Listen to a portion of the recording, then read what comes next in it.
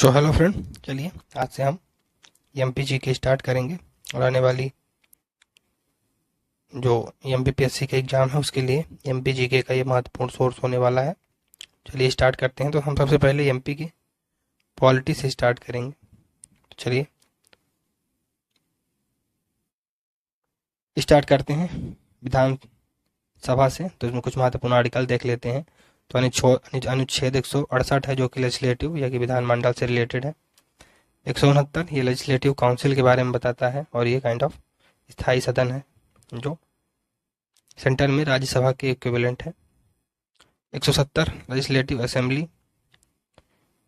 333 article, इसमें विधानसभा में legislative assembly में जो एसटी और एससी कम्युनिटी है उसके आरक्षण की बात की गई है।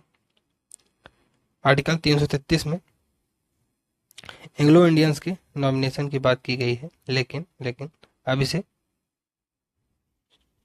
इसे जो अमेंडमेंट हुआ है 104 नंबर का, उसके द्वारा एंग्लो इंडियन का जो प्रोविजन है उसको हटा दिया गया है और इसी के माध्यम से जो एससी एसटी कम्युनिटी के लिए जो रिजर्वेशन है उसको और आगे बढ़ा दिया गया। चलिए विधानसभा के अध्यक्ष के बारे में देख लेते हैं। तो स्पीकर ऑफ द विधानसभा ये 178 में मेंशन है। तो इसमें है कि हर विधानसभा का एक अध्यक्ष और एक उपाध्यक्ष होगा और विधानसभा के सदस्य अपने सदस्यों में से अध्यक्ष या उपाध्यक्ष का चुनाव करेंगे। तो हर एक लेजिस्लेटिव असेंबली के लिए एक स्पीकर होगा और यह जो लेजिस्लेटिव असेंबली के मेंबर होंगे वो आपस में एक अध्यक्ष और एक उपाध्यक्ष का चुनाव यथाशीघ्र करेंगे। 169 में पद का रिक्त होना या पद से हटाए जाने का प्रावधान है। तो स्पीकर उपाध्यक्ष को इस्तीफा देता है और उपाध्यक्ष अध्यक्ष को इस्तीफा देता है और इस्तीफे के पहले इसमें 14 दिन की पूर्व सूचना के आधार पर अध्यक्ष को हटाने का प्रस्ताव विधानसभा में लाया जा सकता है। तो अगर अध्यक्ष को हटाने का प्रस्ताव विधानसभा में लाया जाना है तो उसके लिए 14 दिन पहले से आपको प्रस्ताव देना होगा। आर्टिकल 181, ये जब अध्यक्ष और उपाध्यक्ष के हटाए जाने प्रस्ताव पर चर्चा हो रही हो तो अध्यक्ष व उपाध्यक्ष का पीठासीन अधिकारी ना होना, तो ये प्रिसाइडिंग ऑफिसर नहीं रहेंगे।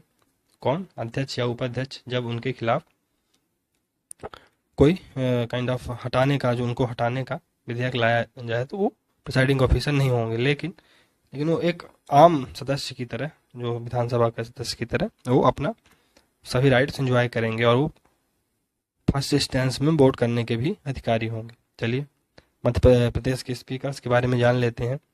तो प्रथम स्पीकर कौन रहे हैं? कुंजीलाल दुबे। और कुंजीलाल दुबे ही सबसे अधिक समय तक अध्यक्ष रहने का इनको गौरव प्राप्त है। 3 बार रहे थे।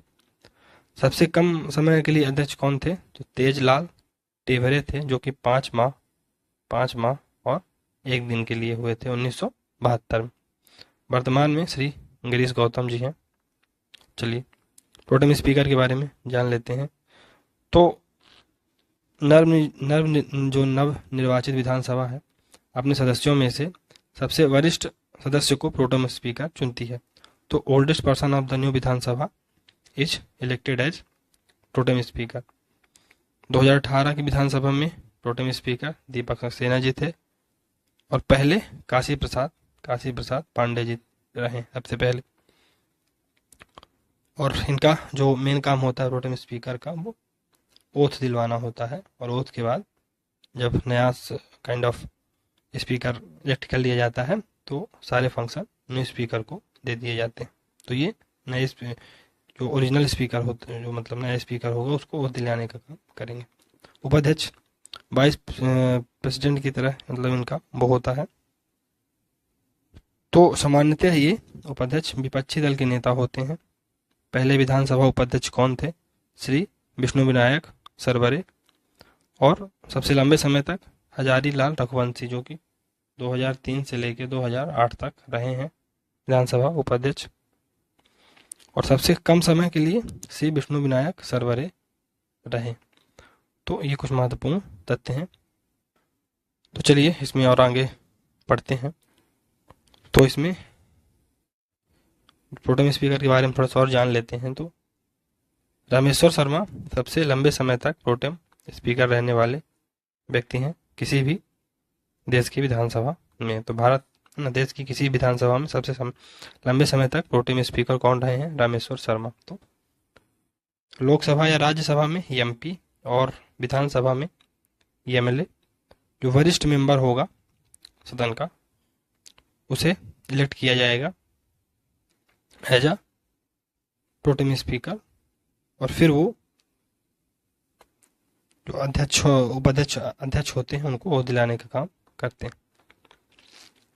चलिए विधानसभा के अब तक के राज्यपाल के बारे में जानकारी ले लेते हैं।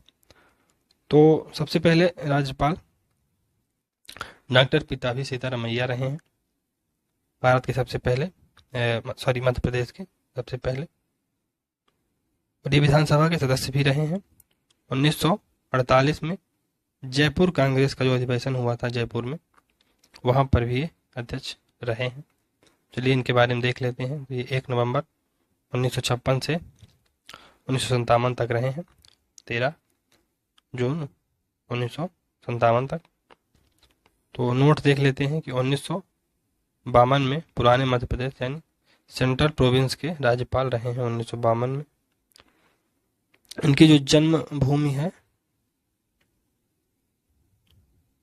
इनकी जन्मभूमि बेसिकली आंध्र प्रदेश रही है, लेकिन इन्होंने जन्मभूमि पत्रिका का 1919 में प्रकाशन भी किया था। 1936 में जो प्रिंसली स्टेट प्रजा परिषद था उसके अध्यक्ष बनाए गए थे, तो देसी रियासत प्रजा परिषद के अध्यक्ष रहे हैं। 1939 में जो कांग्रेस का त्रिपुरी सेशन था, वहां पर सुभाष चंद्र बोस से ये इलेक्शन हार गए थे। तो बेसिकली ये पीताभी सीतारमैया जी उस समय गांधी जी सपोर्टेड कैंडिडेट थे, लेकिन गांधी जी के सपोर्ट के बावजूद सुभाष चंद्र बोस इलेक्शन जीतने में कामयाब रहे। हालांकि 1940 में वो अपना रेजिग्नेशन दे देते हैं और इसके बाद ही वो 1940 में ही फॉरवर्ड ब्लॉक की स्थापना करते हैं सुभाष चंद्र बोस। चलिए आगे हरिविनायक पराशकर के बारे में जान लेते हैं। तो ये 3 साल तक एमपी के राज्यपाल रहे,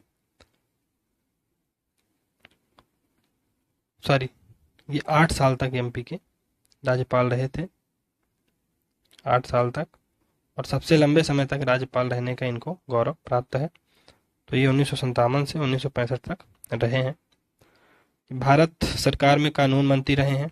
जब हिंदू कोड बिल 1954-1955 में लाया जा रहा था, तब ये भारत सरकार में कानून मंत्री रहे हैं। 1963 में इन्हें पद्म भूषण से सम्मानित किया गया है। ये मुंबई में एडवोकेट भी रहे हैं, मुंबई हाई कोर्ट है, और ये सुप्रीम कोर्ट में भी एडवोकेट रहे। चलिए नोट, ये बॉम्बे विधानसभा जो है उसके भी मेंबर रहे हैं। तो इनके बारे में कुछ महत्वपूर्ण तथ्य जानने की जरूरत से हमने पढ़ लिया है। चेगल राव रेड्डी ये मैसूर राज्य के प्रथम सीएम थे, चेगल राव रेड्डी। पुरुषोत्तम विनायक दीक्षित ये चौथे गवर्नर रहे हैं मध्य प्रदेश के। तो ये मध्य प्रदेश के पहले कार्यवाहक राज्यपाल थे। जबलपुर हाई कोर्ट के चीफ जस्टिस रहे हैं, ओके, मुख्य न्यायाधीश जबलपुर हाई कोर्ट में रहे हैं। सत्यनारायण सिन्हा, तो इन्हीं के समय में मध्य प्रदेश में पहली बार राष्ट्रपति शासन लगा था। तो ये एक महत्वपूर्ण जानने योग्य बात है। निरंजन नाथ बांचू, इनका जन्म सतना में हुआ था। राज्यपाल, तो ये पहले के है ना, पहले के केरल, बाद में मध्य प्रदेश के राज्यपाल रहे। शिक्षा दीक्षा इनकी लाहौर में हुई थी। मध्य प्रदेश में जन्मे मध्य प्रदेश के प्रथम एवं एकमात्र राज्यपाल हैं। तो ये थोड़ा सा इसको ध्यान रखिएगा कि मध्य प्रदेश में जन्मे ये एकमात्र राज्यपाल हैं, एकमात्र और प्रथम राज्यपाल रहे। तो बेसिकली मुथाना पुनाचा, सीएम पुनाचा इनका नाम था। ये इनके समय में दूसरी बार राष्ट्रपति शासन लगा था। और ये कुर्ग, जो कि कर्नाटक में आता है, रियासत के मुख्यमंत्री रहे।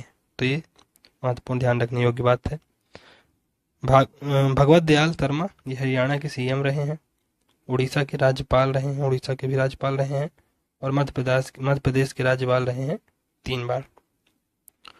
गुरु प्रसन्न सिंह ये मध्य प्रदेश के दूसरे कार्यवाहक राज्यपाल रहे हैं। गुरु प्रसन्न सिंह, इनका जन्म रीवा में हुआ था, और ये हाई कोर्ट के चीफ जस्टिस भी रहे हैं। तो रीवा में इनका जन्म हुआ था, ये महत्वपूर्ण ध्यान देने योग्य बात है। सीएम के एम चंडी, तो ये भोपाल गैस त्रासदी के समय मध्य प्रदेश के राज्यपाल रहे। और जो भारतीय रबड़ संघ है, जिसका 1964 में स्थापना हुई थी, के संस्थापक रहे हैं, ये गुजरात के भी राज्यपाल रह चुके हैं। नारायण दत्त ओझा, तो ये कार्यवाहक राज्यपाल रहे हैं, और हाई कोर्ट में ये मुख्य न्यायाधीश के पद पर भी रह चुके हैं। श्रीमती सरला ग्रेवाल, तो ये यंगेस्ट राज्यपाल थी, सबसे कम उम्र की, और फर्स्ट वुमेन राज्यपाल थी मध्य प्रदेश की। देश की पहली महिला कमिश्नर रह चुकी हैं। सेकंड फीमेल आईएएस थी, तो सेकंड फीमेल आईएएस थी 1962 में। और राजीव गांधी की सरकार में सचिव भी रही हैं। कुंवर महमूद अली खां, ये मध्य प्रदेश के प्रथम मुस्लिम राज्यपाल थे। इन्हीं के समय में एक बार राष्ट्रपति शासन लग चुका है। अशोक मेहता समिति के ये सदस्य भी रहे हैं, कुंवर महमूद अली खां। मोहम्मद शफी कुरैशी, ये बिहार और वेस्ट बंगाल के राज्यपाल रह चुके थे। मध्य प्रदेश के दूसरे मुस्लिम राज्यपाल थे ये। और मध्य प्रदेश पंचायती राज एवं ग्राम स्वराज अधिनियम में इन्हीं के हस्ताक्षर हैं। तो जो मध्य प्रदेश के पंचायती राज और ग्राम स्वराज अधिनियम का प्रस्ताव है, नया काइंड ऑफ अधिनियम है, उस पर इन्हीं का हस्ताक्षर है। भाई महावीर, जन्म इनका लाहौर में हुआ था, और ये जनसंघ के संस्थापक सदस्यों में एक हैं, भाई महावीर। राम प्रकाश गुप्ता, तो ये यूपी के सीएम रहे, और कार्यकाल के दौरान इनकी मृत्यु हो गई थी। कृष्ण मोहन सेठ, ये कार्यवाहक राज्यपाल रहे, और ये छत्तीसगढ़ में भी राज्यपाल के पद पर रहे थे। त्रिपुरा के राज्यपाल रहे। बलराम झाकड़, तो लोकसभा अध्यक्ष रहे ये, और ये महत्वपूर्ण किसान नेता थे।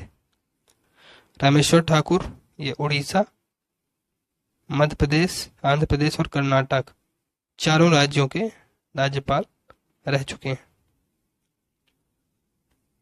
तो अगले नंबर में राम नरेश यादव जी आते हैं। यूपी के सीएम रहे 1979 में। व्यापम घोटाला इन्हीं के समय में हुआ था, और ये अपने निवास स्थान लखनऊ में मृत पाए गए थे। तो ये महत्वपूर्ण जानकारी है। ओपी कोहली, ये कार्यवाहक राज्यपाल रहे। आनंदीबेन पटेल, ये छत्तीसगढ़ की कार्यवाहक राज्यपाल रहीं, और छत्तीसगढ़ की पहली वुमेन मुख्यमंत्री थी ये। गुजरात की पहली वुमेन मुख्यमंत्री थी। लालजी टंडन, ये ओल्डेस्ट राज्यपाल हैं मध्य प्रदेश के, और ये बिहार के भी राज्यपाल रह चुके हैं।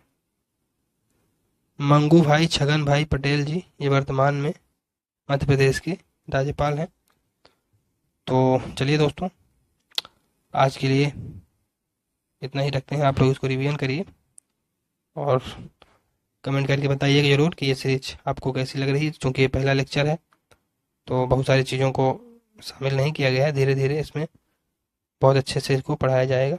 अगर आपको ये सीरीज अच्छी लग रही है, कंटिन्यू इसको करना चाहते हैं, तो लाइक सब्सक्राइब करते रहिए दोस्तों। तो चलिए मिलते हैं अगली सीरीज में। तब तक के लिए goodbye and thank you very much for discussion.